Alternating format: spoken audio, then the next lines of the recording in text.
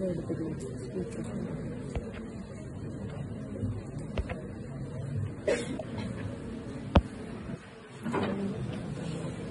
afternoon, everyone.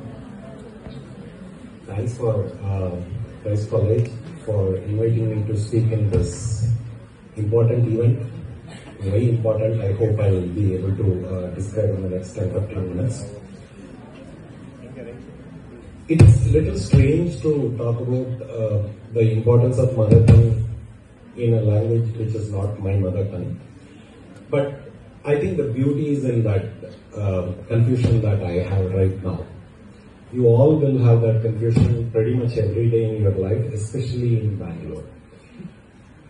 Unlike many other Indian states, Bangalore is, many other Indian cities Bangalore is special because when you go out, let's say you go out for 8 hours work day or 10 hours you roam around and then come back, you would have heard a minimum of 5 languages, if not 10 or 15. It's very common. You don't have to make an attempt at all. You'll hear it automatically. Are you able to hear me properly? Okay, so you'll hear it automatically. You don't have to make any extra effort at all. It will happen very naturally. The beautiful moments are when I don't even know what language it is. When I know what language it is, I can at least make some guess of what they are talking about. Sometimes I'll be in metro and then suddenly somebody behind me will be talking in phone very passionately. It will be so beautiful. The tone, there will be some little music in it. But I don't even know what language it is. In fact, many times I don't even know whether it's an Indian language or not. Only based looking at the person's face, I'll be guessing, okay, it must be some Indian language which I am not aware of. What a beautiful experience which you get every day. Diversity is part of life, part of world. In fact, when I go for my walks, one thing that I notice, it may be strange for you, but I like it, is these leaves in trees, plants and stuff. Not flowers, not fruits. I look at the leaves. Have you observed that no two plants have the same kind of leaf? Either shape will be different, or the color will be different, or the size will be different, or the way leaves are arranged will be different. There will be something different between two plants. We all know leaves scientifically what they do. They produce food for the plant to survive. That's all a leaf is supposed to do. Nature could have easily taken a common shape like this and given that leaf to every plant in the world, right? But it didn't do it.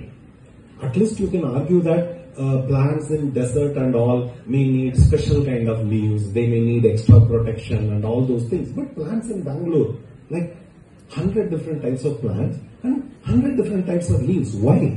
It looks absolutely unnecessary. So this is where we need to move beyond science and think of the probably trigger the art part of your brain. The nature wants to bring that diversity, not just in plants. Look at the animals, look at the fishes, everything. That difference is brought for a reason. It is brought for us to understand that we are unique yet different, and there is a beauty in that unity in diversity. For example, my mother tongue is Tamil. And I can talk very comfortably in Tamil. It is probably same for you, for your own mother tongues. You will be able to express yourself much better in your own mother tongue than any other language. We may know 5 languages, 10 languages, but somehow we feel very connected. We feel that's part of our identity. We feel that's how we think. I work in the software industry for the past 25 plus years. And throughout my career, I've been thinking in Tamil, translating it in English, and then saying it to people. When they give an answer, I automatically translate it back to Tamil and then understand it and process it. This whole thing happens naturally, automatically, without any lag time, and the best part is, science says it makes me better. That means knowing more than one language and being able to keep one language, in fact, more than 2 is even better. So when you know multiple languages, you still have your base. That is some place from which you start. For example, when an Indian goes to US or goes to UK or some other place and spends, let's say they spend in dollars, but their mind will be converting it to rupees. Okay, how many rupees it is? It will be automatically happening. The reverse is also true. When we get foreign visitors to our office, when they ask, hey, how much is the food bill? Let's say we say 10,000 rupees, whatever it is. So they automatically calculate it in dollar and say, oh, it is this many dollars, not bad. Something like that. So it happens very naturally. Just like that, in terms of language also, science says that being multilingual people and being able to have more than one language in our life and being able to map it to our mother tongue and think in that language and do it automatically, all that extra brain processing is so useful to us. So whether you think scientifically or whether you think like an arts person, mother tongue influence is something which is part of us and it is something which is making us. At least with my example, I can say very confidently, having mother tongue influence and thinking in my mother tongue has always helped me, even though I didn't get to work in my mother tongue. For example, in my office, even if other person speaks in Tamil, we'll be speaking in Tamil about coffee kuchingla, epo neenga saaptingla and all those things, small chit chat.